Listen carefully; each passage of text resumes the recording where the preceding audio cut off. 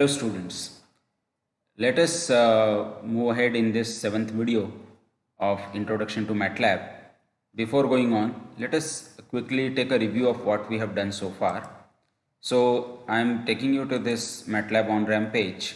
So till now we have completed these nine sections. Oh, we have come a good way in these last 6 videos. Okay, and so quickly seeing, we have gone through the commands which are used, how to name the variables, how to save and load the variables, some built-in functions and constants.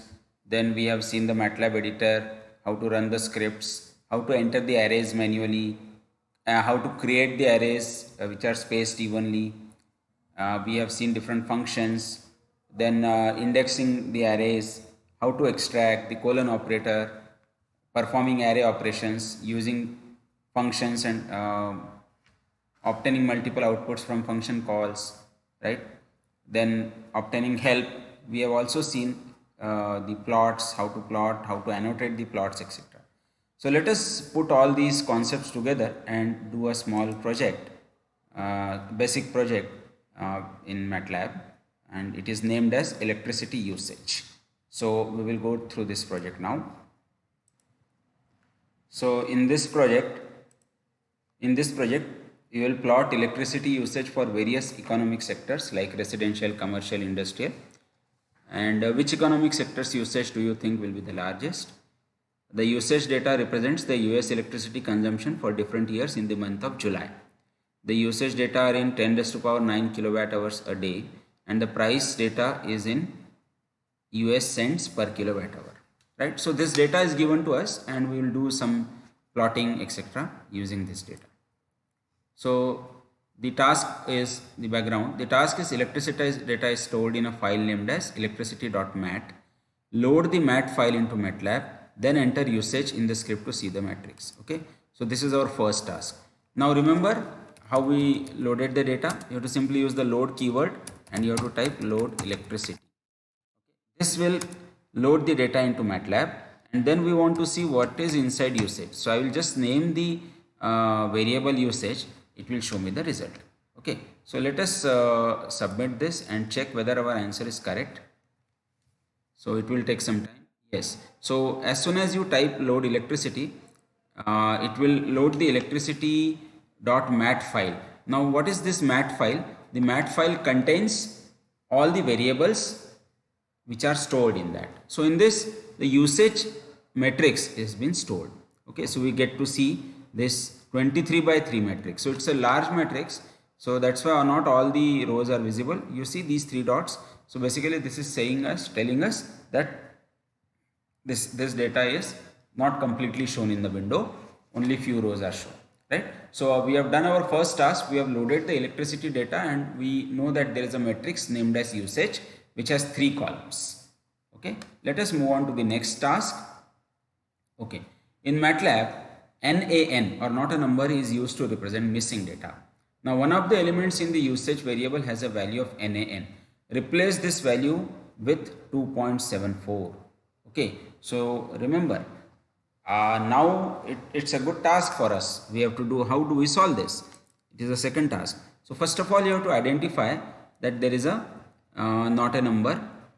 Where it is, you have to find out where it is, and we have to replace by the value 2.74. So if we look at this matrix, you see in this matrix, in the third column, the second element is not a number. The third column, second element is not a number.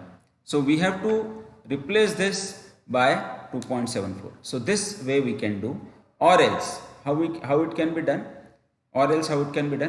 the other way is we have to find out which particular row or column has the entry not a number, and at that particular row and column we should go and enter, right? So let us try the first way.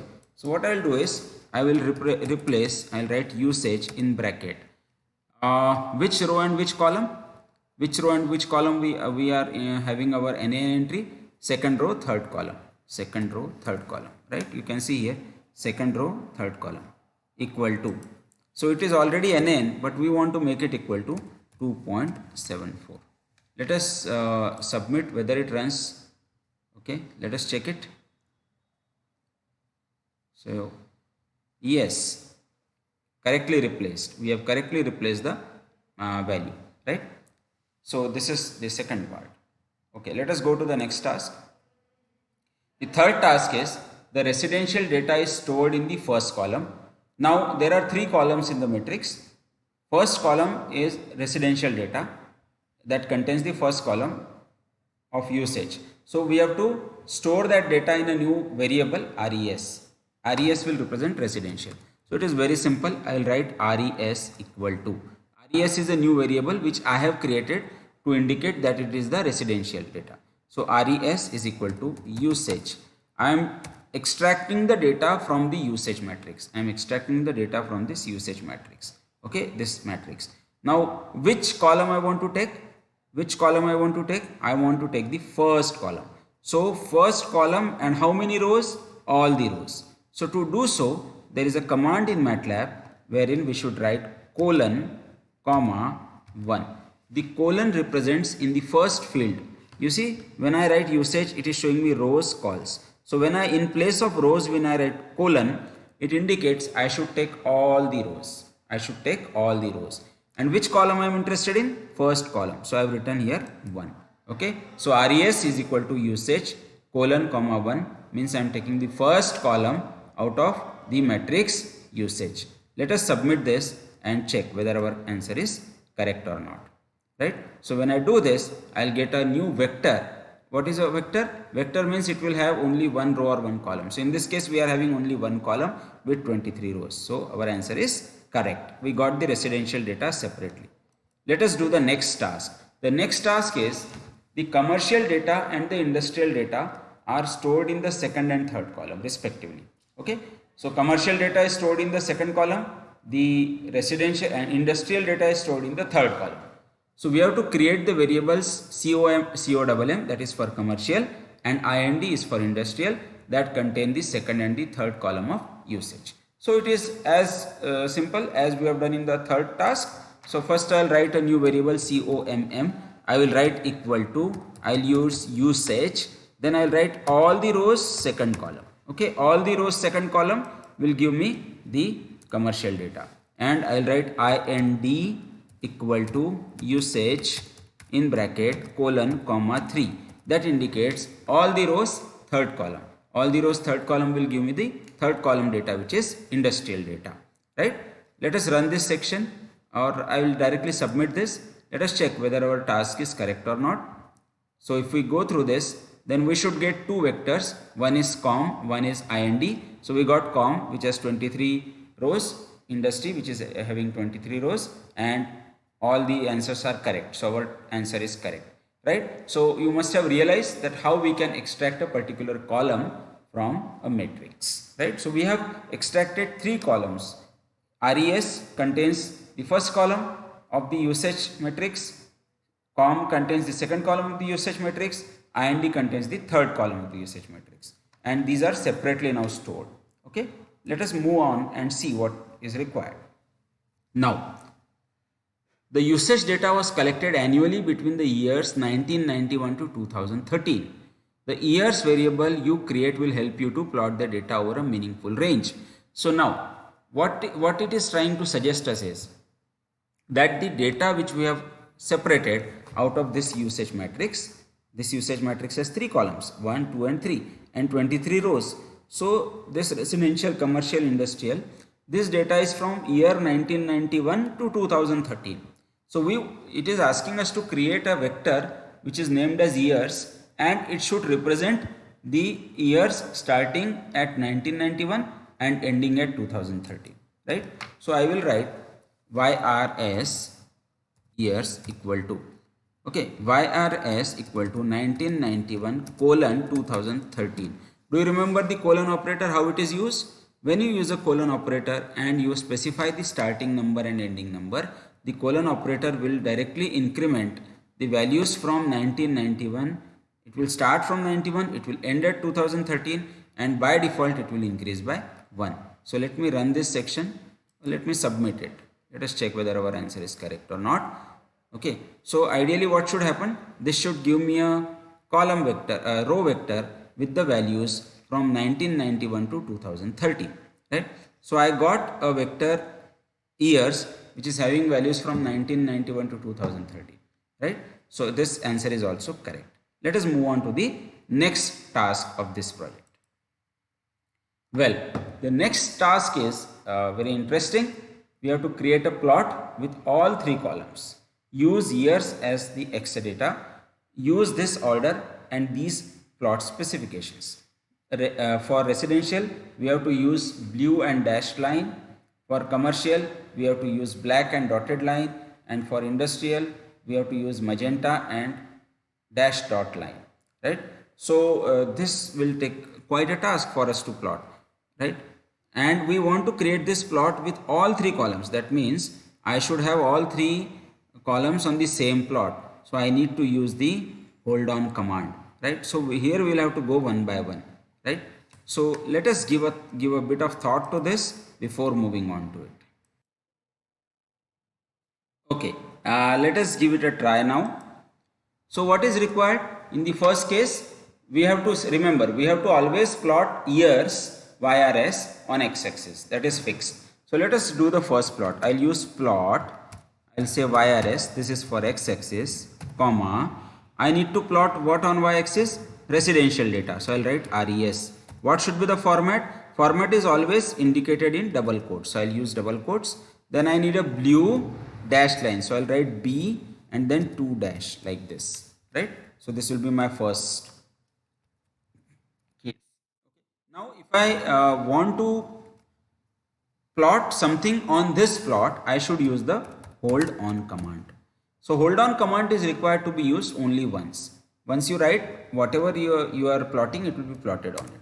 Now on this I want to plot next thing. What is the next thing? I need to plot COM, that is COMM, in a black dotted line. So I'll write plot years will be on x-axis, comma, COMM on y-axis, comma, I want to plot what? K dot. What is this K? K is for black and these two colons. So this will give me a dotted line. This is the code for a dotted line. Finally, I need to plot the industrial data. So I'll write plot years on x-axis, IND on y-axis, and I will use this, okay, dash dot. So I'll use dash dot line. So this should complete my task 6. So let me run this section, or yeah, let us run this and check whether it works or not. Okay, so it is taking some time to run. Yeah, so we got the output here. You see, this is the red one, red, and this the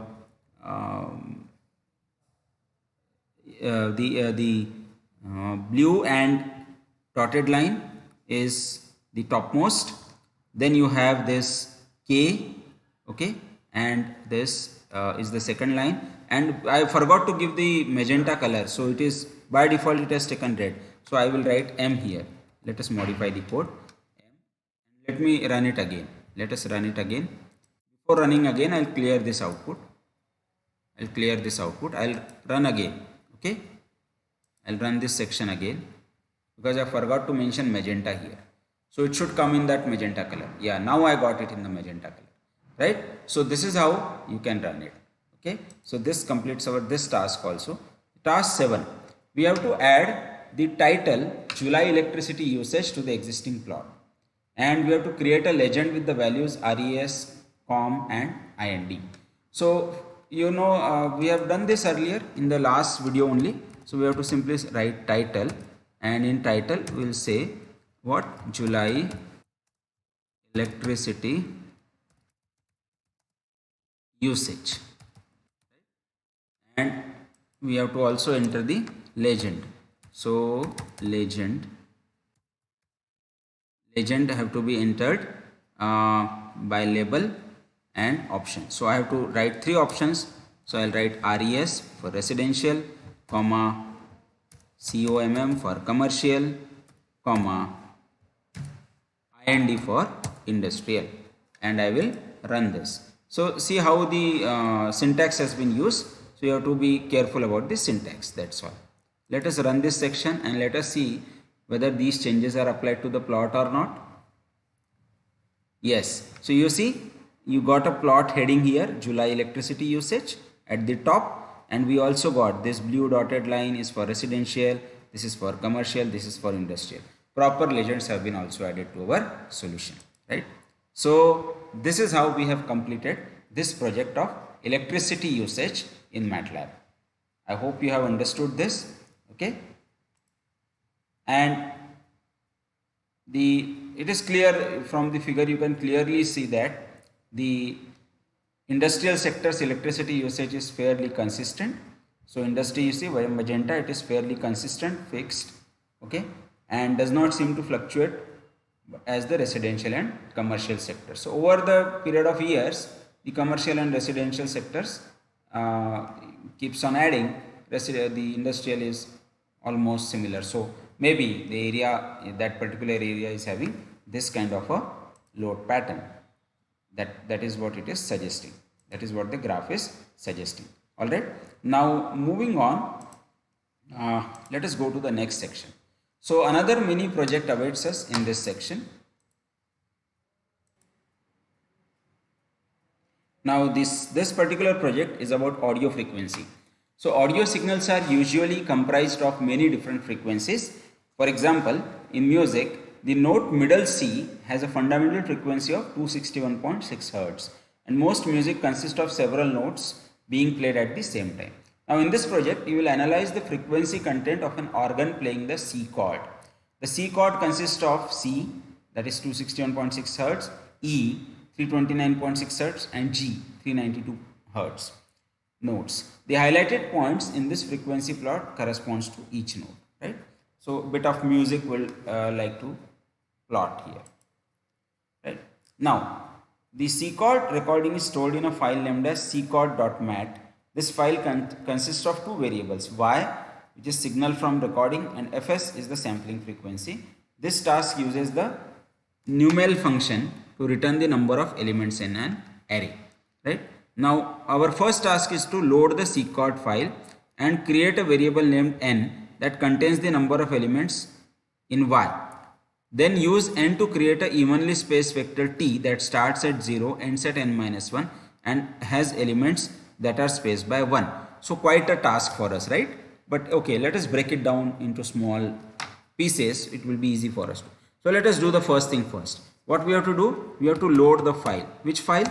cchord.mat. So you have to simply write load and the file name. File name is cchord. That's all. If you write load cchord, that will load that file. No need to write .mat. Next, when we load this file, okay, let us load this file and see what is there in the on the right side. What do we get here? So I'm just running the given section. Okay. So I think, yeah. So I'll have to check what is inside that. Okay, so once we load the file, we have to check the workspace, because workspace will contain whatever is loaded. So in workspace, we have two variables here. One is fs and another is y. Fs is a scalar with a single value, and y is a matrix of 1 into 12,288. Okay, so that means there is a single row and 12,288 columns are there. This may be due to some reason, because of musical reasons, let us say, because these are the signals from actual recording. So these many signals we have got, right? Now we are asked to create a variable named n that contains the number of elements in the y. So how would you get number of elements in the y?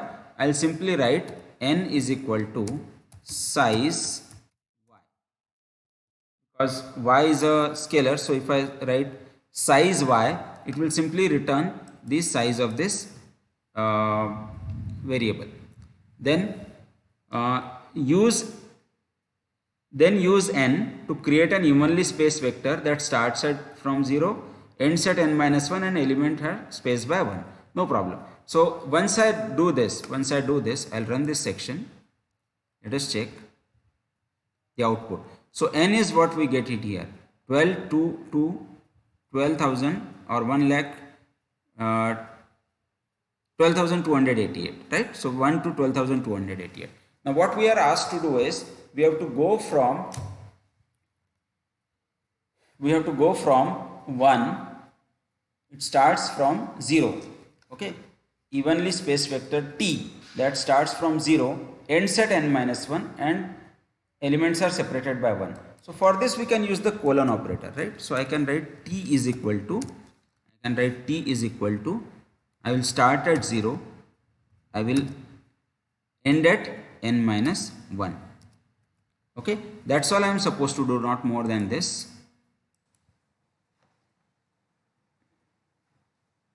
Okay, sorry for the brief hiccup. Let's go back to this task. So first of all, once again, I will load the file which is named as ccord. Okay, then what I want is, I want to get the size of matrix Y.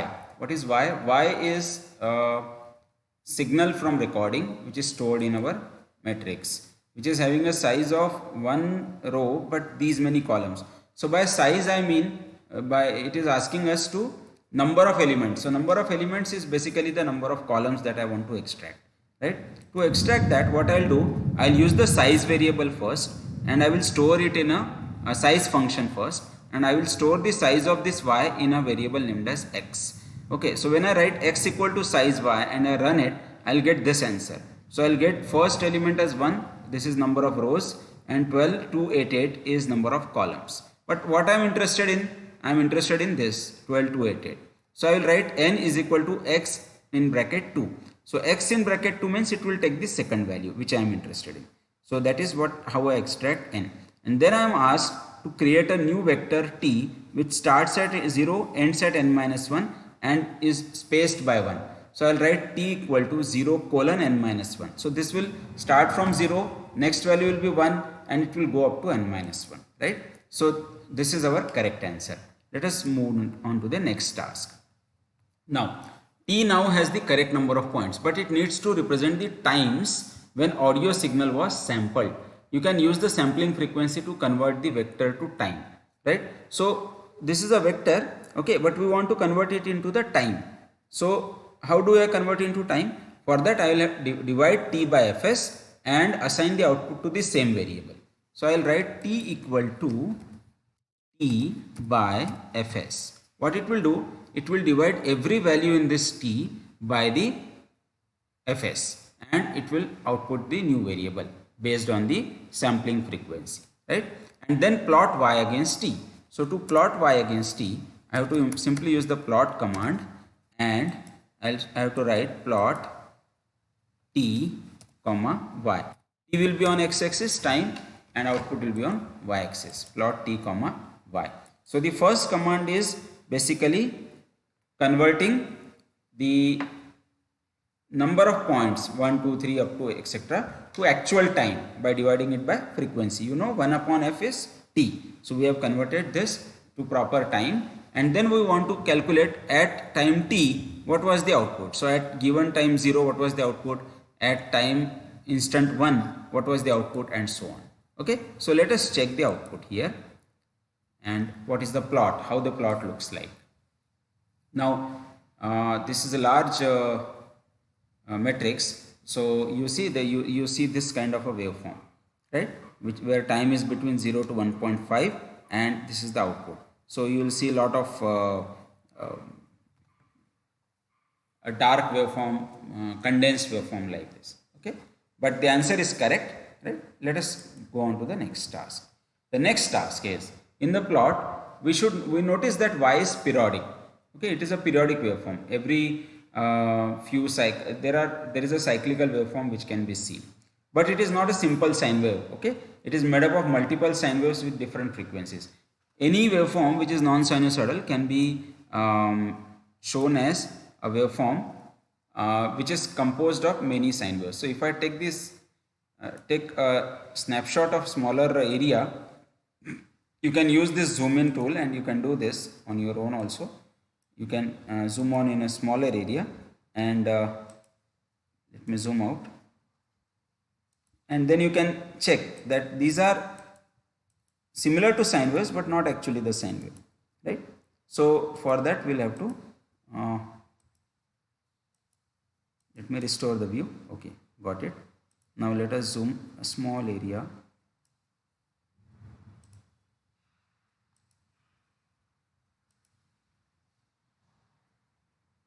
Let's check a small area. All right. Only this much area, let us check. So it is taking some time. Now you see, it is kind of a periodic waveform, but not actually a sine wave, right? Now, such a sine wave is called to be made up of multiple sine waves, and we can use something called as a Fourier transform to return the information about the frequency which is contained in the signal. Okay, and the location of the dominant frequencies will show what nodes are contained in the chord. Now for this we can use a function called as FFT, fast Fourier transform.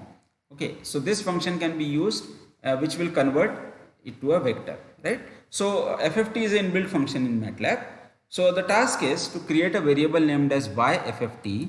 So I'll write YFFT equal to, which contains the absolute value of the discrete Fourier transform Y.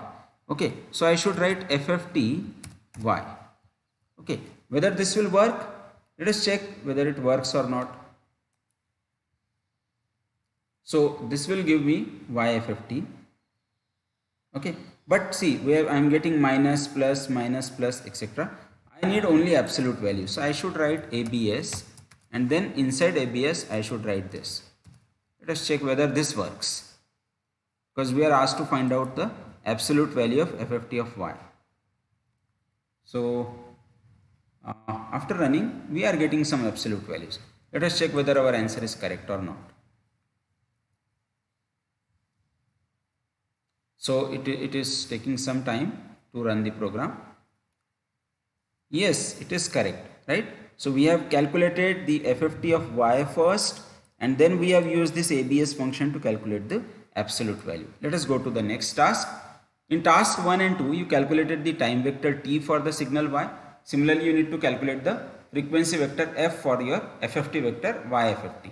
So we have to create an evenly spaced vector f that starts at 0, ends at n-1, and has elements that are spaced by 1. So again it is very simple. I will write f equal to 0 colon n-1. Because colon indicates 0 is the starting point, n-1 is the last point, and colon means it will increment by 1. Let us submit this. Let us check whether we get the correct answer or not. Okay, so this will create a vector which starts from 0 up to 12 to 88, and all these things will be separated by 1, right? So again our answer is correct. Let us go on to the next task. Now this is the final task. The vector f now contains n points. So f is also having 12 to 88 points, and to convert these points into frequencies, we have to multiply the entire vector by the sampling frequency. Earlier we have divided the time by sampling frequency because we wanted to convert into time, right? That's why. But now we have to multiply by fs and then divide it by number of points n. F will contain frequencies from 0 to fs. The dominant frequencies are located at the beginning of f, and we can use the xlim function to zoom on to the area of interest, right? Xlim function can be used, or simply we can use the graph also. Now the task is to multiply f with fs by n and assign the output to the f variable. So I'll write f equal to f star fs by n. Okay, and now next is plot YFFT against f using x limits 0 and 1000. Now plot what we want to plot, f on x-axis, comma YFFT on y-axis. Okay, and we have to specify the x limits also. We'll specify it later on. Let us first run this and see how it looks like.